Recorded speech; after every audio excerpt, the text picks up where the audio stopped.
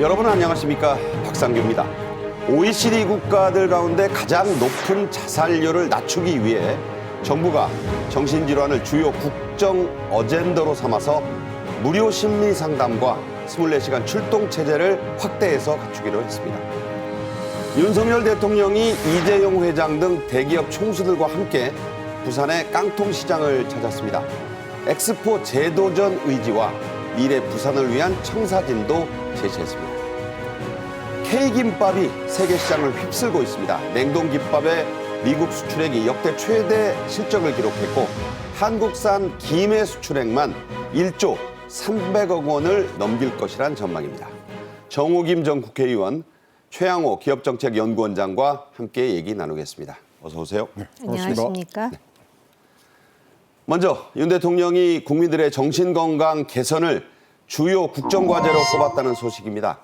우리나라 정신건강의 심각한 실태를 개탄한 내용, 그리고 윤 대통령이 제시한 처방을 차례로 들어보시죠. 높은 경제 수준에 비해서 자살률이 1위이고 또 행복지수는 꼴찌입니다. 그리고 삶의 만족도가 대단히 낮습니다.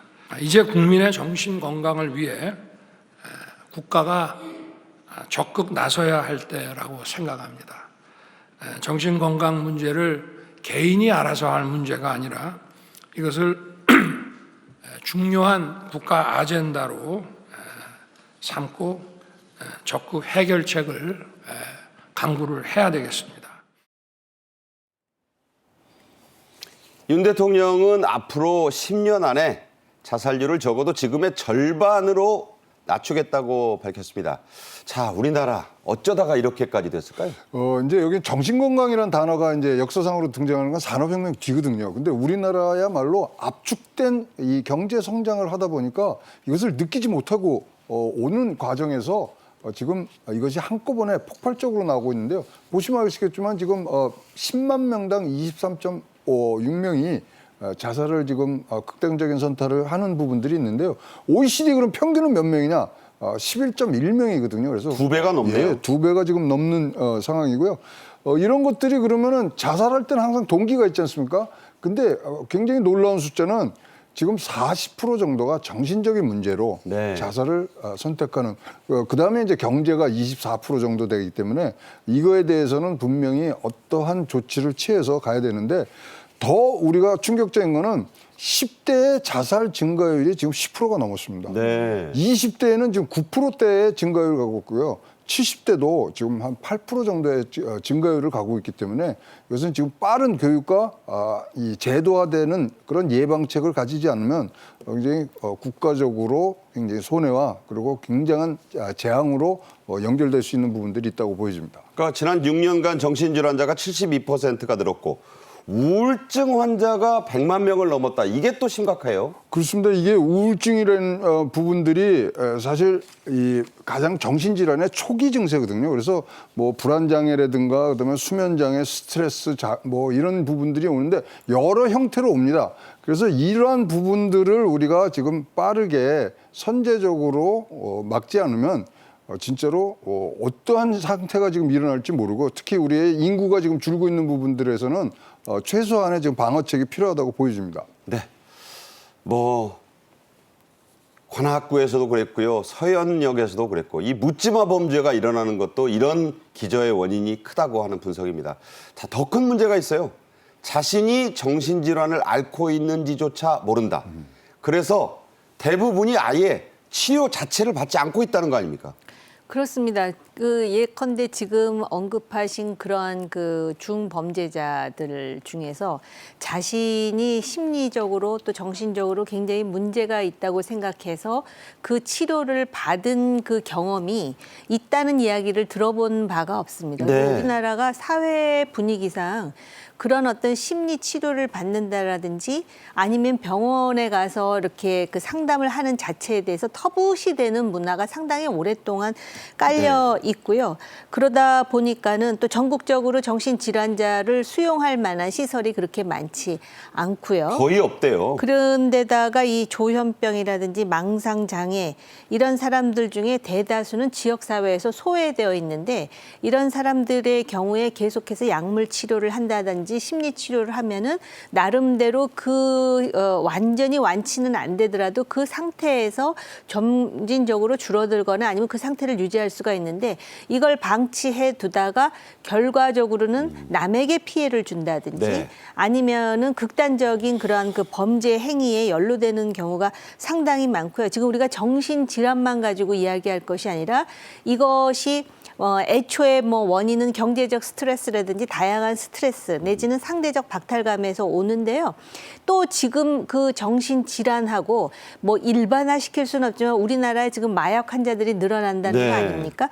그렇기 때문에 굉장히 정부로서는 포괄적인 그런 정책 시스템을 구축해야 될 타이밍입니다. 사실은요. 고 노무현 대통령이 대통령 재임 시절에 자살을 방지하기 위한 위원회 같은 것을 만든 적도 있었습니다. 네네. 그런데 그 후에 어떻게 됐는지에 대해서는 차마 제 입으로 형언할 수 없는 그런 상황도 또 연출되지 않았습니까? 그렇기 때문에 정부가 나서서 1대1로 그 정신적으로 문제가 있는 사람에 대해서 구체적으로 미시적으로 해줄 수는 없지만은 거시적으로 이러한 그 사회적 분위기를 개선할 뿐만 아니라 이러한 그 우울증이나 공황장애 같은 사람들이요 심리 치료를 받아도 굉장히 개선되는 효과가 있거든요. 네네. 그런 상황이기 때문에 아마 정부가 나선 것 같습니다. 네. 실제로 정신질환의 사회적 비용이 엄청납니다. 치료받는 환자 수, 치료비, 그야말로 해마다 눈덩이 구르듯이 지금 늘고 있는 추세죠. 그렇습니다. 지금 2015년에서 19년 몇 년 안 되는 사이에서도 지금 치료비는 1.6배가 오르는 그래서 지금 6조 5천억이 지금 들어가고 있고요. 그다음에 이제 환자 수도 보시면은 142%가 늘어서 지금 411만 명이 국내 정신치료 환자 수를 지금 만들고 있습니다. 재작년 기준이니까요, 저게. 그렇죠. 그런데 지금 현재 2015년도에 정신과 의사 수와 지금을 비교하면요. 80분이 계셨는데 지금 82분이 계십니다. 겨우 두 사람. 예. 그 이제 지금 말씀하신 건 국립대 수준입니다만은 그러다 보니까 지금 병원에 가는데 대기 일수만 9대 국립대학은 지금 30일이 넘고요. 네. 서울대 같이 유명한 데는 지금 90일이 넘는 상황이라서 석 달은 기다려야 네. 한다는 거죠. 인프라가 굉장히 지금 열악한 부분들에 대해서 일단은 이런 체계적인 방법으로 다시 한번 잡는 부분들이 지금 굉장히 대두되고 있다고 보여집니다. 네. 그래서 5일에 그 윤 대통령이 간담회까지 열고요. 대책들을 지금 점검하고 좀 제시했습니다. 정신건강 대책이 주요 국정 어젠더, 영어입니다만 이 과제로까지 제시가 됐는데 뼈대가 어떤 겁니까? 네, 일단 네 가지로 요약해서 볼 수가 있는데요. 첫 번째, 일상적 마음 돌봄이라고 해가지고 초등고교의 마음 검사 주기를 3년에서 상시로 한다는 건데요. 우리나라가 특히 이 초, 중, 고등학생이 말입니다. 시험이라든지 입시에 대한 스트레스가 엄청납니다. 그렇죠. 여기서 공황장애가 오는데 바로 이제 그러한 그 검사를 상시로 할 뿐만 아니라 청년 같은 경우에도 정신검진 주기를 10년에서 2년으로 줄이겠다라는 것이거든요. 5분의 1이네요. 일단 검사를 해봐야 아니까 말입니다. 그다음에 퇴원 후에도 지속적으로 치료를 할 수 있도록. 왜냐하면은 환자 동의 없이도 이제 지자체와 정보를 공유하기로 하는 것인데요. 이거는 환자들 입장에서는 그럼 내 사생활에 그 장애가 있는 건 아니냐 이렇게 불만을 토로할 수 있는데 이러한 그 정신적인 문제가 사회적인 문제로 대두되는 것을 사전에 차단한다는 차원에서 정보를 공유하는 것이고요. 그다음에 그 낫병동, 퇴원 상담 등 지속 치료 수가를 계속해서 인상하겠다라는 네. 것입니다. 그다음에 세 번째로는 정신 응급 대응을 강화한다라는 것이고요. 특히 그 정신응급 합동대응센터를 전국적으로 확대하겠다라는 것입니다. 네네. 그다음에 직업 재활 및 일상 회복입니다. 그러니까는 이러한 사람들에 대해서 사회적으로 가지고 있는 부정적인 인식이라든지 또는 그 뭐라 그럴까 이렇게 배제하는 그러한 그 사회적 분위기를 사전에 차단하겠다라는 조처입니다. 네. 자, 하나씩 짚어보겠습니다. 무엇보다도 이 청년 세대가 문제가 심각한데 그 대책이 좀 주목이 되고 있죠. 네, 그래서 이제 10년에 한 번씩 이제 요 부분에 대해서는 집중으로 이제 건강보험에서 이제 체크를 하는데요. 이런 체크 기간을 10년에서 2년으로 줄이는데 무슨 얘기냐면 정신질환 입원 환자가 의 25%가 2개월 내에 재입소를 합니다. 그 정도로 재발과 빠르게 나오는 부분들이 있기 때문에 이 부분에 대해서 조기적으로 선제적으로 대응하려고 그러는 것 같고요. 사실 이러한 부분들에 있어서 가장 우리가 선진국에서 좋은 사례를 보면 스웨덴이 자살률을 굉장히 줄이는 부분들이 있었는데요. 그때 가장 좋았던 부분이 이런 청년층, 그다음에 선제적인 교육 등이 있었기 때문에 그런 사례들을 지금 준용하는 걸로 보여집니다. 네. 자, 방치할수록 커지는 게 바로 이런 문제입니다. 소리 없는 폭탄, 빨리 정부도 나서고 각자들 국민들도 관심을 가져야겠습니다. 다음 주제로 가죠. 윤 대통령은 6일 국내 굴지에 내놓으라 하는 재벌 총수들과 함께 부산을 찾았습니다. 영화 국제시장으로 더 유명해진 국제시장과 일명 깡통시장을 찾았고 엑스포 유치를 위한 재도전도 다짐했는데요. 그 모습 함께 보시겠습니다. 저는 대선 때부터 서울과 부산 두 개의 축으로 우리나라를 발전시켜야 한다고 강조해 왔습니다. 부산은 다시 시작합니다. 부산 is beginning입니다. 네, 부산은 다시 시작한다. 자, 저 구호로 이제 바뀌었습니다. 지금 부산에 있는 부평 상동시장, 저게 이제 일명 깡통시장이에요. 거기서 자 오른쪽에 보면 박형준 시장 잠깐 있었고 이재용 삼성전자 회장이 지금 왔습니다. 그 옆으로 정의선 시장, 아까 저 현대차의 현대중공업 회장이죠. 대표들 5명이 같이 갔는데 자, 이 윤 대통령 이 시장에서 기업 총수들과 떡볶이도 나눠 먹고 빈대떡, 비빔당면 우리가 시장에 가서 흔히 먹을 수 있지만 회장님들은 거의 안 먹어본 것들 아니겠습니까? 어떻게 보세요? 뭐 학교 다니면서 좀 먹어보기도 했을 거라고 생각이 들고요. 지금 그 부산이 지금 굉장히 큰 상실감에 빠져 있지 않겠습니까? 네. 사실 부산 엑스포가 이런 식으로 불발되는 것에 대한 상실감을 부산 시민들만큼 처절하게 느끼기는 어려울 것 같습니다. 예. 또 그런 것에 더해서 지금 그 서울과 김포를 이제 서울에 편입하고 또 메가시티 얘기가 나오는데 그러다 보면 불필요한 오해가 나올 수도 있습니다. 네. 마치 또 서울 중심으로 더 메가화되는 거 아니냐. 근데 그게 아니라 사실 우리나라 대한민국이라는 것이 다른 나라에 비교하면은 규모가 그렇게 큰 땅덩어리는 아닙니다. 유타라는 미국의 한 주가 있지 않습니까? 그렇죠. 그 유타주의 반 정도 될 것 같습니다. 제 네. 생각으로는 정확하진 않지만 그러다 보니까 대통령은 어떤 그 기획을 하고 있느냐. 서울뿐만 아니라 부산을 두 축으로 해가지고선 소위 균형 발전의 핵심이 부산이 되게끔 하겠다라는 이야기를 다시 한번 부산 시민들 앞에서 하고자 했던 것이고요. 네. 그것을 그 관련 기업인들과 함께 저런 떡볶이 행사를 함으로써 신뢰를 주고자 했던 것 같습니다. 네. 이재용 회장, 구광모 회장, 정기선 대표입니다. 정의선 회장이 아니고 이런 총수들이 5명이나 같이 갔는데 자, 삼성전자 이재용 회장의 발언과 행보가 또 화제가 됐어요. 국제시장이 깡통시장의 떡볶이 가게에서 어묵 국물, 물론 본인은 이 어묵이라는 말 대신에 일본어 표현을 썼습니다만 좀 더 주세요 하는 장면이 지금 인터넷에서 큰 화제가 되고 있는데요. 함께 보시죠. 우리 자 이거 하나 잡아. 네. 역시 같은 장면인데 이제 이재용 회장이 바로 윤 대통령의 오른쪽 이 사이에 지금 박형준 시장이 역시 한 그릇 집어들고 있습니다. 그 오른쪽으로 구광모 회장 보이고 있고 정말 맛있게들 먹는 그런 모습이라고 지금 평가가 나왔는데요. 여기서 저 이제 직접 저걸 다 비웠다 그래요. 좀 더 달라는 그런 제스처인 것 같기도 하고요. 윤 대통령. 한점 먹게.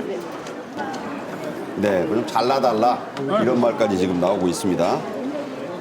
네, 어묵 국물에 또 이 곁들이기도 했고요. 자, 좀 더 달라. 뭐 나눠주기도 하고, 예, 뭐 직접 자기가 잘라 더 달라고 한 거는 대통령이 회장 대표들 그릇에 지금 접시에 이렇게 나눠주고 있습니다. 김석기 의원님 좀 주세요. 오뎅 국물 좀 들어오세요. 오뎅 국물 좀 주세요. 자, 아까도 얘기 나왔지만 물론 학창 시절에야 뭐 어린 그렇죠. 시절에 먹어봤겠지만 회장 되고 나서 저런 일은 없었겠죠? 없죠. 뭐 집에서 아주 뭐 정갈하게 하는데 사실 그것도 시장의 맛이 있지 않습니까?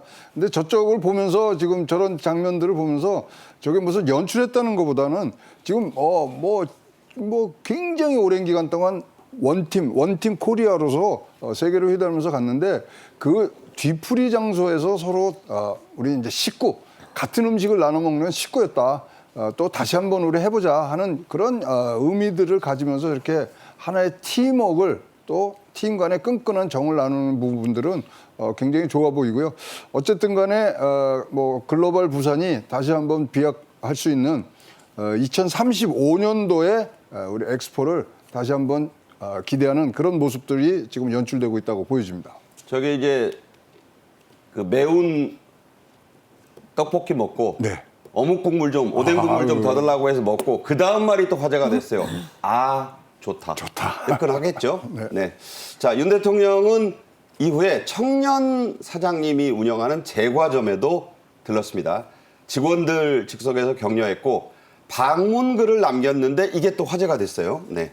네, 청년 사장 제과점, 또 어묵집, 이제 계속해서 그 부산의 시민들과 접촉면을 확대하면서 정부가 얼마나 부산에 관심이 있을 뿐만 아니라 세계적인 해양 도시로 만들고자 하는 그런 어떤 그 마음, 의지가 있는지를 지금 몸으로 보여주는 게 아닌가 이런 생각을 하게 되고요.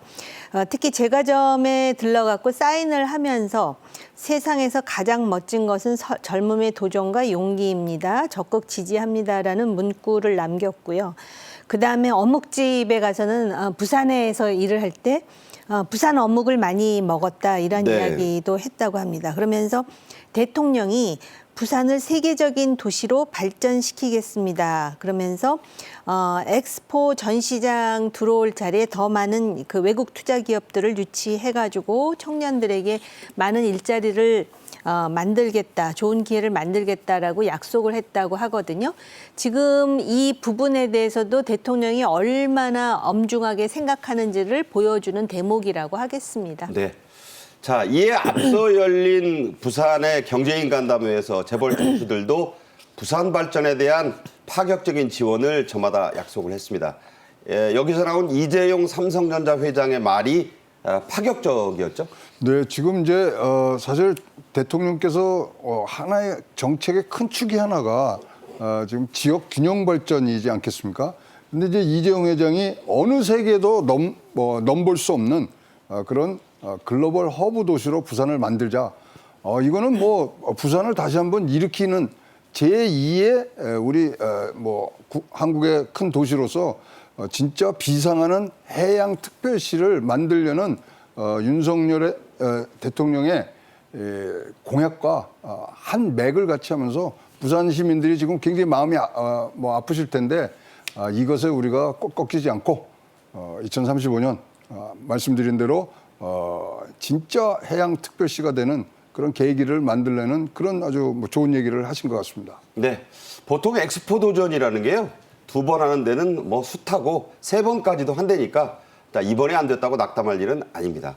윤 대통령은 지난 11월 말에도 엑스포 유치 실패로 크게 낙담해 있는 부산 시민들을 이렇게 격려했었는데요. 직접 들어보겠습니다. 엑스포 유치는 실패했지만 이러한 우리 국토의 균형 발전 전략은 그대로 추진될 것입니다. 그래서 부산을 해양과 국제금융과 첨단 산업, 디지털의 거점으로서 계속 육성을 하고 우리 영호남의 남부 지역이 유기적으로 연결해서 굳이 서울까지 오지 않더라도 남부 지역에서 부산 거점으로서 모든 경제 산업 활동이 원활하게 이루어질 수 있도록 인프라 구축을 차질 없이 해 나가겠습니다. 윤 대통령은 12월 6일에 있었던 이 총수들과 부산 기업인 간담회에서도 가덕도 신공항의 차질 없는 개항 그리고 한국산업은행의 부산 이전 이게 이제 아주 부산 시민들이 갈망하는 그런 큰 프로젝트인데 다시 한번 확언을 했죠. 네, 그리고 가덕도 신공항하고 그 산업은행은 아마 반드시 갈 거라고 저도 믿고 있는데요. 이제 더 중요한 거는 뭐냐면은 그런 공항이 만들어지면서 사실 엑스포까지 이루어지면은 이게 상당히 그 일석이조의 금상첨화였겠죠. 금상첨화의 결과였을 텐데 이제 그게 안 되는 게 사실은 못내 아쉽지만 일단 부산 시민들에게 공약을 했고 어찌됐든 간에 그리고 그것이 차질 없이 만들어지는 거에서 끝이지 않고 부산의 가장 큰 문제는 뭐냐면 부산이 사실은 항만 도시로서 굉장한 역할을 하다가 오히려 지금 줄어들고 있는 형국입니다. 그렇죠. 그러려면은 인구가 늘어나야 되고 젊은 사람들이 많이 유입이 돼야 되고 그러려면 단순히 공항만 만들어서는 안 되고 거기 지금 그 기업 그 총수들이 따라갔는데 뭐 미래의 세계로 뻗어나가는 미래의 도시 그런 말잔치 외에 과연 삼성이라든지 또 LG라든지 부산을 중심으로 해서 하나의 축을 만들기 위해서 그리고 이 사람들은 기업인인데 무조건 당신 대한민국의 기업인이니까 거기 가서 봉사하세요라고 할 수는 없는 일입니다. 이 사업이 되니까 하는 그러니까 거죠? 사업이 될 수 있는 분위기는 정부가 만들어주고 그런 기업이 자발적으로 가서 뭔가 거기에 핵심 사업을 구축하면서 부산의 인구가 늘어나도록 하는 것이 그리고 그러한 그것에 대한 구체적인 청사진을 만들어주는 것이 중요하다. 아마 부산 시민들도요. 산업은행과 가덕도가 만들어지는 것에 대해서는 이걸 상수로 보지 변수로 보지 않을 것 같습니다. 당연히 되는 걸로 보고 있다. 자, 원장관도 이제 전 장관이 되겠지만 분명히 예고한 날짜에 개항한다. 이런 얘기하고 있습니다.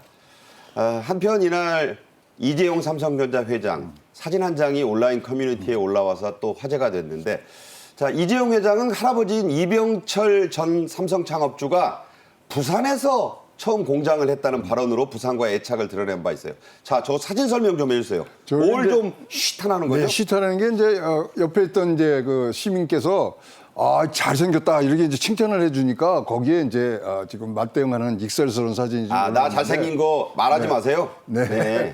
근데 지금 이재용 회장은 유일하게 SNS를 안 하시는 분이에요. 그러니까요. 예, 그러니까 저런 사진이 굉장히 희귀한 희귀템이 됐는데 지금 뭐 동생 몰래 신라호텔에서 계산 안 하고 튀는 모습이다. 뭐 이부진 네. 회장 호텔 신라 네, 사장 얘기인가요? 예, 그렇죠. 네. 그다음에 이제 뭐 이 부장하고 회식 중에 몰래 나오는 대리 모습 아니냐. 네. 뭐 등등 재미난 일들이 나오는데 저렇게 지역에 가서 또 굉장히 우리 이 추운 날씨에 또 우리의 웃음꽃을 필 수 있는 그런 사진들이 올라와서 좋게 봤습니다. 네. 자, 윤 대통령은 이렇게 깡통시장에서 떡볶이 뭐 먹방을 한 건 아니지만 사실 먹방이 돼버렸어요. 그걸 하고 인근 돼지국밥, 부산 하면 또 밀면하고 돼지국밥 아니겠습니까? 이 돼지국밥집에서 점심 식사를 함께 했습니다. 여기에 이제 재벌 회장들도 함께 했는데요. 자, 이 집 뭐 앞으로 대통령 회장님 다녀간 집이라고 난리가 나겠다 이런 생각도 드는데 그런 대화가 오갔다네요. 시장 방문에 동행해줘서 고맙다 회장들에게. 그러니까 아닙니다. 떡볶이가 진짜 맛있어서 먹었습니다. 이런 얘기 나왔고요. 윤 대통령 회장들 시장 방문 익숙하지 않을 텐데 고마웠다 이런 얘기도 했고 자, 이 자리에는 안 나오지만 돼지국밥집에 장제원 의원이 와가지고 네. 합석을 했다는데 장제원 의원 논란이 많은데 왜 갔을까요 그 자리에? 아니 대통령이 부산을 방문했고요. 제가 알기로는 그 부산의 의원들이 거의 참석하지 않았을까. 그런데 오히려 참석하지 않으면 지난번 그 버스 92대에 이어서 90대 뭐 이상 92대. 갔죠? 예. 네. 그래서 그것 때문에라도 또 말이 나오지 않겠습니까? 그리고 실제로 그 대통령과 장제원 의원의 관계를 우리들이 일반적으로 생각하는 그런 관계 이상의 깊이가 있다라고 또 보는 사람들도 있습니다. 그리고 무엇보다도 일단 집권당이 총선에서 유의미한 성과를 거두어야만 지금 대통령이 공약하는 바라든지 이런 추진하는 사업을 원활하게 할 수 있지 않겠습니까? 그런 차원에서 아마 장제원 의원도 자리를 함께한 것이 아닌가 이런 생각이 들고요. 저 돼지국밥집에서 대통령이 이러한 얘기를 했다 그럽니다. 사우디아라비아 왕사자에게 전화를 해가지고 축하한다 하면서 그 엑스포 시설 건설하려면 그걸 해낼 수 있는 기업은 한국 기업뿐이다 하면서 협조를 요청했다고 네. 하거든요. 그뿐만 아니라 사우디아라비아가 지금 뭐 네옴시티라든지 정말 많은 프로젝트를 구상하고 또 진척시키고 있는 상황이기 때문에 그런 상황에서 단순히 엑스포에 대한 패배에 머무르지 않고 뭔가 거기에 대해서도 한국의 기업이 진출할 수 있는 활로를 모색하는 저런 모습이 앞으로도 계속 나와야 된다고 생각을 합니다. 네. 실제로 장제원 의원은 뭐 상을 치르느라고 좀 늦게 왔다 했는데 대통령 별말 없이 잘 치렀느냐 이 정도 대화만 있었다는 그런 보도가 나왔습니다. 자, 다음 주제로 가죠. K김밥, 한국 김밥이 구미 시장을 매료시키고 있습니다. 휩쓸고 있다는 평가까지 나옵니다. 미국의 일부 마트들에서는 연일 품절이 될 정도고 까다로운 유럽인들의 입맛까지 사로잡고 있는데요. 냉동김밥과 김의 수출 최고 기록을 갈아치우고 있습니다. 먼저 영상으로 보시죠.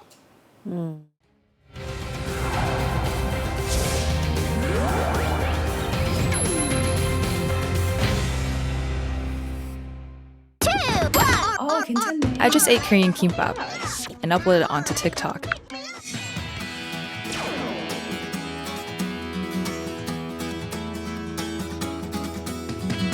해외에서의 김밥의 인기로 인해서 쌀 가공식품의 수출액이 전년 대비 16.2% 늘었다고 합니다.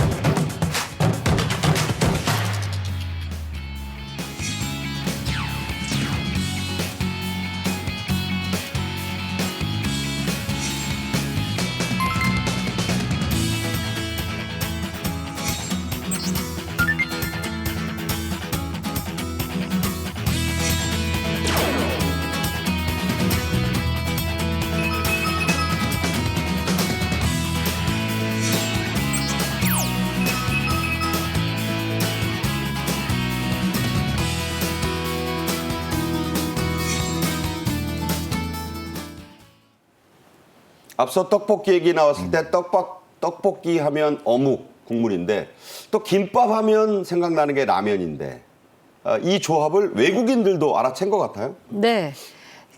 이런 장면을 보면은요. 우리나라는 정말 문제가 하나도 없는데 북한과 정치만 문제다라는 생각이 네. 들 정도로 정말 이 한국인들이 참 뛰어나다라는 생각이 들어요.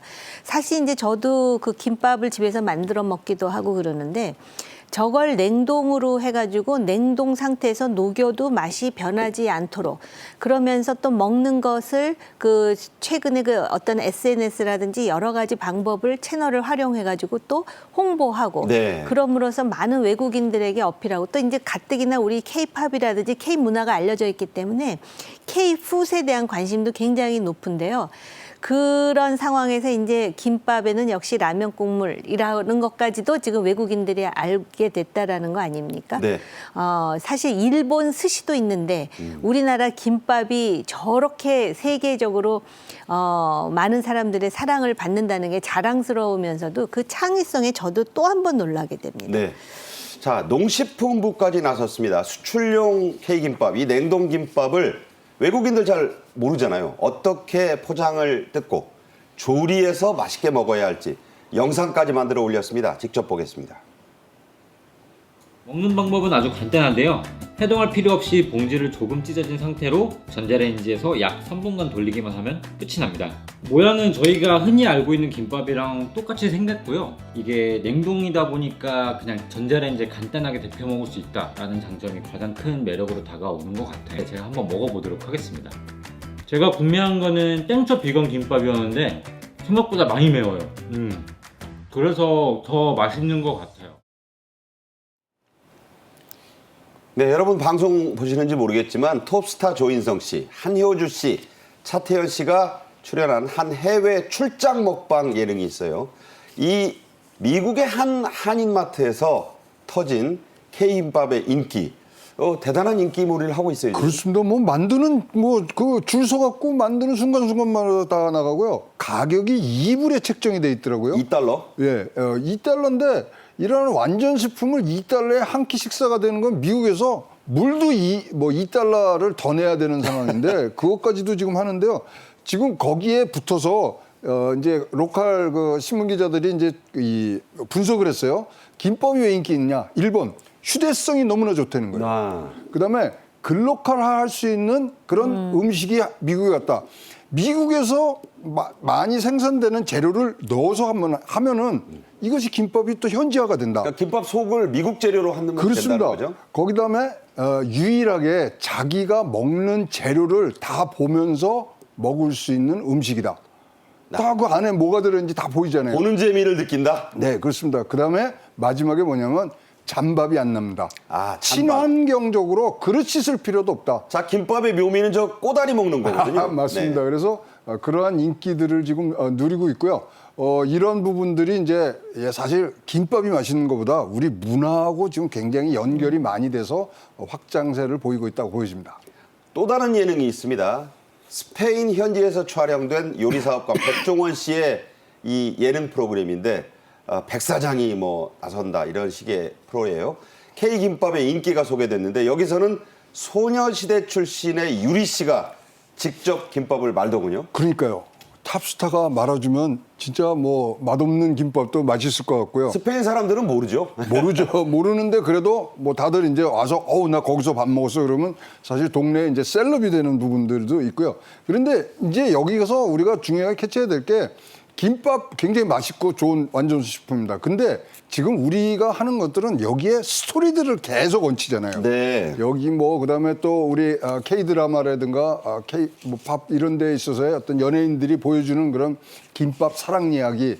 그다음에 뭐 나는 왜 김밥을 먹느냐? 내가 먹는 걸 다 보기 때문에 우영우 변호사 뭐 등등의 스토리들이 가미되니까 이것이 굉장히 날개 돋친 듯이 팔리는 그런 지금 방향으로 가고 있다 보입니다. 스페인의 그 아주머니가 얘기하는 걸 저도 방송에서 봤는데 그 이상한 변호사 우영우 얘기를 하면서 우영우 먹던 게 이 음식이야 하니까 너도나도 하나씩 집어먹더라고요. 우영우 변호사 거기 대사가 뭐냐면 나는 내가 먹는 걸 봐야 된다 이랬거든요. 확인하고 먹는 거거든요. 그렇군요. 그래서 그런 것들이 이제 연결되는 부분들이 사실 큰 힘이 된다고 보여집니다. 네, 문화의 힘입니다.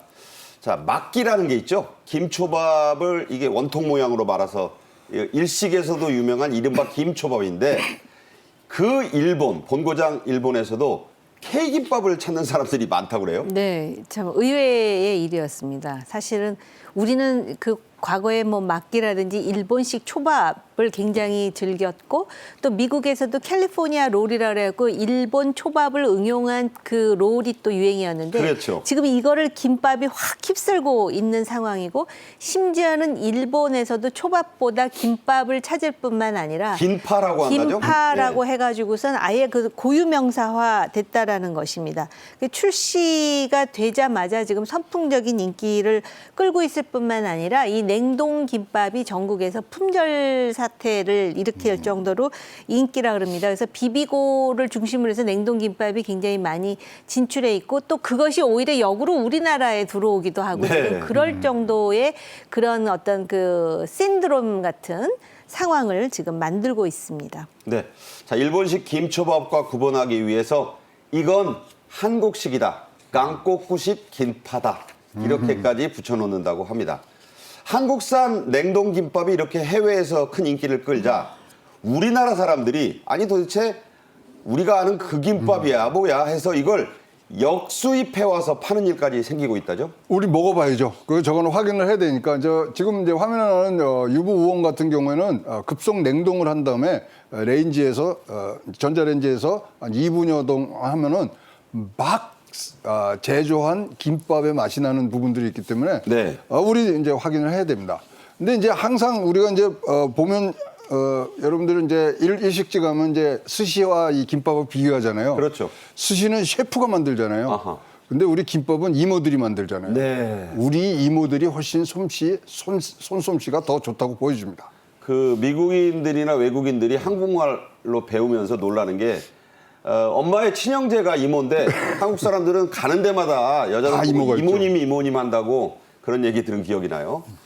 김밥 세계화를 위해 꾸준하게 노력해온 요리 연구가가 또 있습니다. 김낙훈 씨인데 그분 이야기도 이 김밥 맞물려서 화제가 되고 있다고요? 이분은 꽤 오래전부터 김밥의 세계화를 위해 노력한 분인 것 같아요. 2010년으로 거슬러 올라가고 미식 관광 스타일리스트로 맹활약을 해왔다고 합니다. 그리고 김밥의 소위 글로컬화라 그래갖고 예를 든다면 이제 홍도 네. 그러면은 그 홍어죠. 홍어, 흑산도의 홍어 돌 미역 김밥 이런 식으로 그 소위 재료만 로컬한 들어도 예. 네.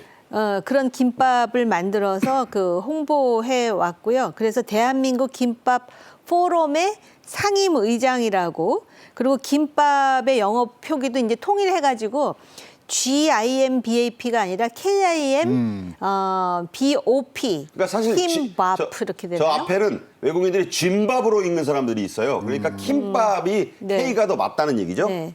그래서 지금 오래전부터 선구자적인 역할을 했는데 아마 저런 분들의 노력이 누적되면서 K컬처가 확대되면서 김밥의 세계화가 명실상부한 김밥의 세계화가 지금 이루어진 것 아닌가 이런 생각이 들고 김이요 원래 굉장히 영양가가 많은 식품이거든요. 다이어트에도 좋고요. 근데 그 과거에 제가 이렇게 그 공부하러 가서 애들 도시락에 김밥을 싸주면 미국 애들이 까맣잖아요. 그래서 처음에 굉장히 이렇게 좀 거부감을 갖고 막 그랬었는데 이제는 막 그 냉동 식품을 먹으면서 김밥 한다라는 걸 보면은 이거는 우리의 소프트 파워가 그만큼 확대되고 있다라는 방증입니다. 네. 자, 앞서도 최 원장 말씀하셨는데 자, 한국 김밥이 특히 냉동 김밥까지 이렇게 인기를 끌게 된 건 드라마, 한국 영화를 보다가 이 스타들이 먹는 음식에 관심을 기울이면서부터다. 그렇죠. 네, 그런 같이 얘기. 공감대를 이루는데 사실 음식이라는 게 어느 나라 음식이든지 맛있지만 거기에 스토리가 있어야 됩니다. 14세기, 15세기 때는요. 프랑스어 음식이 유럽을 대표하는 게 아니었거든요. 이태리 음식이었는데 그거를 불란서에서 거기다가 문학과 음악과 이런 것들을 매치하면서 유럽의 대표가 됐습니다만 네. 우리 저 기억나시죠? 우리가 저 MB 정부 때 한식 세계화 추진단이라는 게 있었어요. 네, 대통령 부인도 하시고요. 네, 거기 그 총장을 하셨죠. 그래서 떡볶이, 비빔밥과 그다음에 김치, 그다음에 뭐 전통주 이거를 프로모션했거든요. 그때 왜 이것이 뭐 사실 잘 안 됐느냐? 스토리가 없는 거예요. 그다음에 어떻게 먹는지를 몰랐어요. 네, 네. 그것을 가리키는데 그때 뭐 아주 실패의 원인이 된 부분들인데 지금은 스타들이 다 가르쳐줘요. 네. 스타들이 이런 시츄에이션에서 이걸 먹는 스토리가 있어요. 이러다 보니까 이 MZ세대의 전 세계적인 공통된 언어로서의 김밥이 지금 자리 잡고 있다고 보여집니다. 그러니까 이제 블랙핑크가 먹어서 따라 먹는 그 외국 10대들이 생기는 것과 그렇죠. 같은 이치다. 기생충에서 짜파구리 나오면 다 또 같이 먹지 않습니까? 네, 그래서 그렇군요. 공감대를 이룰 수 있는 음식, 얘기가 있는 음식이 K-푸드가 되고 있다고 보여집니다. 네, 스토리가 있는 K푸드의 약진입니다. 농식품부가 김밥으로 시작된 이 쌀 가공식품 인기의 이유를 직접 이렇게 설명을 하고 있습니다. 직접 들어보시죠. 농림축산식품부에 따르면 해외에서의 김밥의 인기로 인해서 쌀 가공식품의 수출액이 전년 대비 16.2% 늘었다고 합니다. 미국의 식료품점에서 김밥 품귀 현상이 일어났다고 합니다. K-팝 등 한국 문화가 해외에 많이 알려지게 되면서 그 관심이 K-푸드에까지 이어진 것 같은데요. 네, 이렇게 되니까 당연히 한국산 김 그리고 한국 쌀, 이 밥의 수출도 함께 늘었습니다. 즉석밥까지 잘 팔린다고요? 뭐 지금 뭐 2배, 3배 넘는 거는 뭐 지금 뭐 어느 정도 기간을 가느냐고 이거에 따라 달라지는데요. 김에 대해서 좀 말씀드리면 전 세계에 수출하는 물량의 70%를 한국이 갖고 있습니다. 오. 그다음에 김이라는 건요. 생산, 가공, 그다음 판매 이게 모두 국내에서 이루어지는 식품이거든요. 그러니까 부가가치가 어마무시한 부분들이 있고요. 거기에 맞춰서 이제 쌀까지 그것도 이제 어떤 가미된 쌀까지 지금 가다 보니까 사실 이제 저것이요. 우리나라가 지금 가장 많은 수산물 수출 1위가 사실 옛날엔 참치였어요. 네. 그 뛰어넘었습니다. 그다음에 지금 김 양식장이 635 제곱킬로미터에 지금 있거든요. 여의도에 218배에 지금 달하는 양이 우리나라에서 납니다. 전 세계 70%가 우리나라에서 나와요. 네. 등등을 했을 때 진짜로 효자 상품 중에 효자 상품이 김이고요. 이게 옛날에는 이제 블랙페이퍼 내에서 안 먹었는데 이게 간식화가 잠깐 됐는데 그때 맛을 느낀 사람들이 이제 김밥까지 이어지는 부분들이 있어서 이거 효자 상품 중에 효자 상품이고 효자 상품이 될 때 어떤 변곡점이 있었냐면 2020년도에 김산업법이 나와요. 아. 그래서 법적으로 제도적으로 밀어주니까 이렇게 좋은 결과들이 지금 나오고 있다고 보여집니다. 네. 블랙페이퍼, 검은 종이 같다는 그 흑역사를 뒤로 하고 이제 김의 매력에 외국인들이 빠지고 있습니다. 미국 시장 또 유럽 시장만 볼 게 아니에요. 젊은 나라, 성장하는 나라 베트남에서도 이 김밥, 김의 인기는 지금 최고라고 하네요.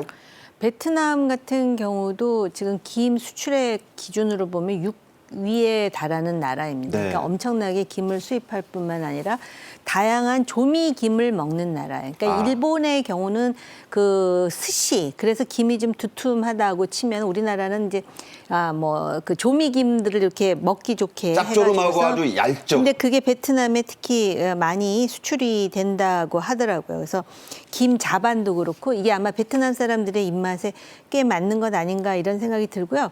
요새는 그 조미김이 단순히 소금뿐만 아니라 뭐 아보카도라든지 불닭, 고추냉이 그리고 또 심지어는 명란김이라는 것까지 나와가지고요. 김하고 명란이 또 조합이 되나요? 그러니까 명란 향만 부과한 조미김이 있는가 하면 진짜 명란이 들어가가지고 김을 먹으면 명란 맛이 나는. 근데 그게 베트남 사람들의 입맛에 맞는 것 같아요. 그래서 사실 김밥이요, 우리끼리 얘기지만 칼로리가 적지 않아요. 여기 보면은 저열량 건강식품이라 그러는데 김밥을 안 싸보셔서 그러는데 밥을 쌀 때 꽉꽉 눌러서 싸야 요 김밥이 이쁘게 만들어지거든요. 앞으로 좀 싸보겠습니다. 네, 남자들도 좀 할 줄 알아야 돼. 그래서 이게 사실은 저열량은 아니지만 다양한 그 고명이 들어가기 때문에 영양식품인 것은 맞고요. 이렇게 수출이 되니까 그 나라 사람들의 입맛에 맞게. 그래서 요새는 김밥에다가 마요네즈도 들어가고 치즈도 들어가고. 그렇더군요. 그러다 보니까는 그 젊은 MZ 세대의 입맛에도 맞는 거거든요. 특히 동남아시아 베트남 사람들은요. 네. 사실은 우리가 DNA가 몽고나 일본 사람하고 맞는다고 치지만 그 DNA가 가장 일치하는 나라가 바로 베트남 사람들이라는 네. 거예요. 그래서 그러한 그 입맛도 아마 그래서 상당히 비슷한 거 아닌가. 그래서 김은 좀 더 다양한 방법, 조미김이라든지 또는 김을 이렇게 뿌려 먹는 거 외에도 다양한 방법으로 활용한다면 아마 수출 활로가 더 많이 넓혀지지 않을까 그런 생각도 듭니다. 저 조미김 얘기하시고 뭐 정우임 의원이 설명 자세히 또 주부로서 주셨는데 저 김이요. 베트남 저도 가보니까 정말 그 아침 간식으로 네. 최고 인기를 아이들이 그냥 거기다 밥을 많이 먹는 나라다 보니까 뚝딱 한 그릇 해결하는 그 마법의 반찬이라고 합니다. 자, 대한무역투자진흥공사 줄여서 코트라가 있죠. 미국 뉴욕의 서울 푸드 팝업 스토어 영어니까 이게 잘 들으셔야 되는데 그런 것까지 열었는데 지금 그림에서 보듯이 인기가 대단하다고요? 예, 지금 뭐 40여 개 지금 기업들이 나가서 지금 하고 있고요. 현재 이제 유통 체인들을 통해서 우리나라들을 이제 알리고 있는데요. 이건 뭐 물 들어올 때 노져야죠. 네. 지금 뭐 잘 아시겠지만 우리 윤석열 대통령께서 올해 스타일리시 펄슨으로 좀 뽑혔어요. 그 스타일리시 퍼슨이면 뭐 상당히 그러니까 옷 잘 입는 사람, 예, 아니면 그러니까 꼭 옷뿐만 아니라 이제 스타일 좀 아는 사람. 예. 네. 그러면 이제 한국에서 나온 음식을 먹어야 뉴욕에서도 나 스타일리시하다 이 소리 나올 수 있는 부분들이 지금 생겼거든요. 네. 굉장히 귀중한 기회가 왔다고 이제 보여지고요. 한국 식문화에 들어오면 우리 문화에 젖어들게 되고요. 또 어린 친구들이 우리 한국 음식에 어렸을 때부터 접하면 자, 우리 뭐 한국의 문화가 아주 곳곳이 가는데 지금 김치 침투율이요. 미국 10가정이 있다면 무슨 날이요? 김치 침투율. 그러니까 이제 이게 어떻게 이제 가정에 들어가 있는가? 침투하는 비율. 예, 침투 비율이 100가구에 지금 7가구밖에 안 됩니다. 아, 그러니까 더 무궁무진하게 지금 들어갈 수 있는 이걸 한 70%까지 올려야 되겠네요. 그러니까 이거는 진짜로 우리가 잘만 하면은 굉장히 좋은 그리고 그것을 홍보하고 스토리를 입히는 과정만 잘 간다면은 효자 상품 중에 효자 상품 반도체입니다. 네. 자, 서울푸드 인 뉴욕. 뉴욕이 그야말로 세계의 수도라고 불리는 곳이라서 이 뉴욕에서 팝업 스토어를 연다는 얘기는 전 세계인들이 다 모이게 되고 그들의 입소문을 타고 세계로 나갈 수 있다. 이런 곳입니다. 자, 오늘 그 김밥 얘기까지 들어봤는데요. 정호김 전 국회의원, 최양호 기업정책연구원장과 말씀 재밌게 나눠봤습니다. 잘 들었습니다. 감사합니다. 고맙습니다. 정책 앤 이슈가 준비한 오늘의 소식은 여기까지입니다. 오늘도 시청해 주신 여러분 감사합니다.